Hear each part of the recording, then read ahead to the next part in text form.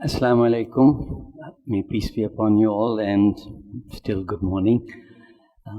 I'm here to share with you my thoughts on returning to this Constitution's path of moderation.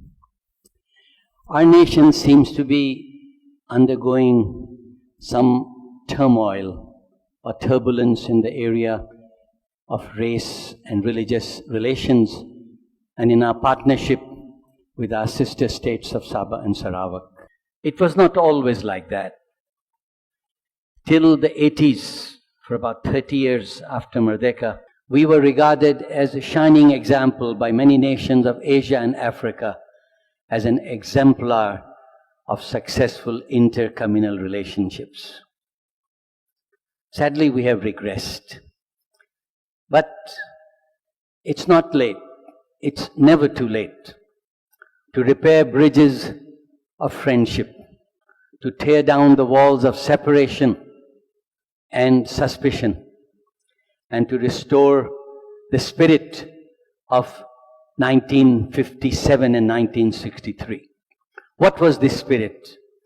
This was the spirit of accommodation, of tolerance, of give and take, of compromise, compassion. It was the spirit that everyone should get something and no one should get everything. The leaders of our independence, especially Tunku Abdur Rahman, Putra Al-Haj, Tun Tan Sri Hussain, Tun Sambantan, and later on the leaders of Sabah Sarawak, they had a vision of shared destiny. They understood that unity does not mean uniformity, that a mosaic is much better than a melting pot. And so they crafted some very significant compromises on ethnic matters. But at the same time, the values of constitutionalism, rule of law and democracy were embraced in our constitution. We must bear in mind that a constitution cannot simply reflect existentialist realities. A constitution must look up to the stars. It must have ideals, values, and that's what we did. Our constitution was a balance between the past and the present, and realism and idealism. Because Malaya was historically the land of the Malays, a number of features indigenous to the Nusantara were incorporated into the constitution. Very quickly, let me look at them. The Malay Sultanate, Islam, Sharia courts and Sharia law, Malay special position, Malay reserves, Bahasa Melayu, Malay customs and weightage for rural areas in drawing up electoral constituencies. But what is not well understood is that there were some ironclad guarantees for the other communities. The Malay features, the ethnic features of the constitution were balanced with other provisions suitable for our multiracial, multi-religious society with fantastic diversity. We have a supreme constitution. Article 4, clause 1 says, this constitution is the supreme law of the federation, and any law passed after Merdeka Day which is inconsistent with it shall, to the extent of the inconsistency, be void. Now, having a constitution means that we are a constitutional state. We are not a theocratic state. Citizenship rights were granted to everyone, irrespective of race or religion or region. I understand that at the stroke of midnight, when Malaya met its tryst with destiny, 1.6 million non-Malays were granted citizenship. Electoral process allows everyone, irrespective of race or religion, the right to vote and the right to seek elected office, both at federal and state level. Human rights, the chapter on fundamental liberties, Articles 5 to 13, is available to all. Federal posts, whether in the judiciary or executive or legislature or on the constitutional commissions, are available to all without distinction of race or religion, except in relation to the Yang di Pertuanagong and the sultans who must of course be Muslim and Malays. All this talk that you have heard about a non-Malay or non-Muslim cannot be the Attorney General or Chief Justice or Finance Minister. This is all politics. It has nothing whatsoever to do with our federal constitution. Education at the primary, secondary level is free. It's available to all, and you'll all agree with me. Education is the best factor for upward mobility. Sabah and Sarawak are different. They have distinctiveness in many, many ways, and understandably, the constitution gives them a fair amount of autonomy, special rights in the executive, legislative, judicial and financial field. I know not everything is working smoothly, but we are working on it. The point is this: the constitution recognizes their special rights. Freedom of religion is available to all. Freedom to profess, to practice, and with some limitations to proselytize, to profess your religion to others. Vernacular languages are allowed, even though Bahasa Melayu is the national language. If 15 kids in a school or their parents request that a language be made available to these 15 kids, the law says the school must try to provide a teacher. That's the constitution. Malay reserves are allowed, but at the same time the law says that no non-Malay land shall be used for Malay reserves. And if a certain amount of land is reserved for Malay reserves, an equivalent amount shall be made available for general alienation. Malay special position is hedged by many, many limitations. First of all, Article 153 doesn't only require the Yang di Pertuan to safeguard the special position of Malays, but also of the natives of Sabah Sarawak, and also the legitimate interests of other communities. Also bear in mind, Article 153 special position is not across the board, only in 4 areas: permits and licenses, position in the public services, post-secondary education, and scholarships, loans, and other such facilities. Also, Article 153 says it does not override Article 136. And what's Article 136? A very well kept secret.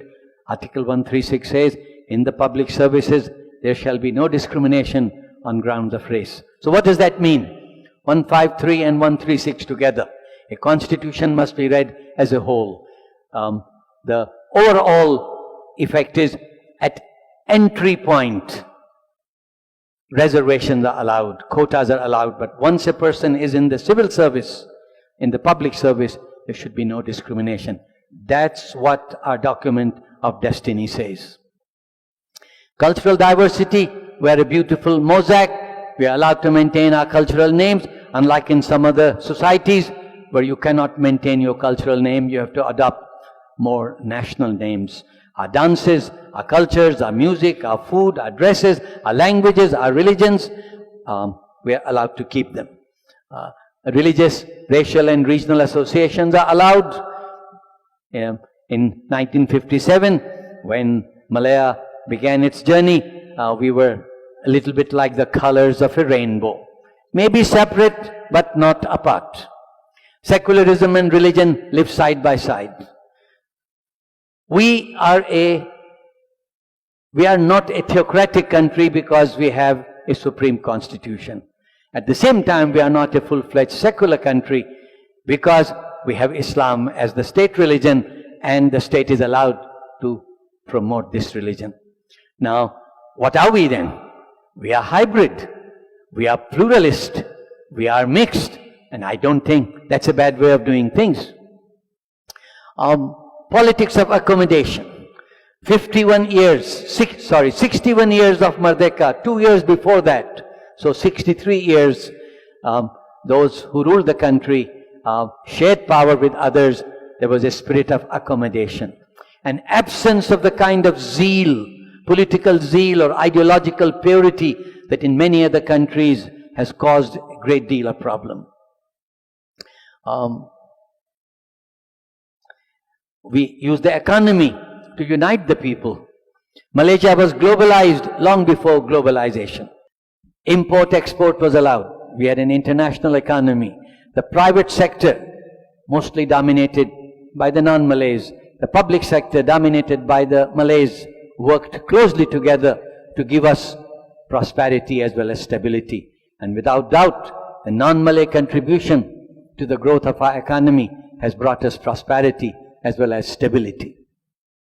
But dark clouds are over the horizon. I will not dwell on that. I instead want to find out what can you and I as citizens do. Well, first of all, please improve your constitutional literacy, especially of those provisions that deal with inter-ethnic relations. Our constitution, with all its flaws, was a masterpiece in terms of accommodating conflicting interests and trying to walk the middle path. We should, at the same time, have respectful discourse on how the gap between theory and reality must be bridged, and how the generalities of our constitution should be creatively interpreted to keep pace with the felt necessities of the time. Law can never stand still, the constitution can never stand still, and we need to examine respectfully how the constitution can keep pace with the emerging demands and expectations. We must recognize our diversity as an asset. The diversity, the heterogeneity, the multiculturalism, the glittering diversity that we have, it's not going to go away. Let's come to terms with it. Let's harness it. If our Mukhtar Daharis and Siddiqs and Sochin Ans and Pandelas and Nicole Davids, they could all come together, hold hands and put their heads together, there is nothing this nation cannot achieve. We should recognize that our cultures are intermingled. Most of us here, if not all of us, actually are people with diverse backgrounds, diverse cultural, racial backgrounds. The only problem is we are in denial. We are in denial about our mixed heritage. If we could recognize that the rivers of our life have been fed by streams from many, many cultures and civilizations, then we could begin to see the other as a close or distant cousin. Replace ethnic lens with recognition of multiple identities. We all stand at the center of a large number of circles of loyalty, not only to race or religion, but to profession, to our neighborhood, to our employer, to our club, to our hobbies.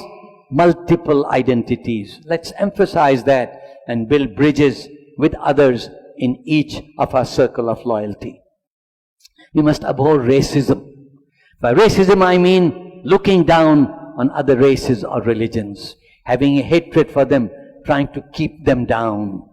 Racism is to be distinguished from racial consciousness. It's all right to want to bring about the upliftment of a group or community or race or religion, not necessarily your own. I could, for example, work for the upliftment of the Orang Asli. That is also consciousness, but that's not racism. There is no need to bring down others. There are two ways of rising in life. One is with your hard work, determination, perseverance, go as high as your wings can take you. The other is try to bring the other down. There is no need to bring the other down.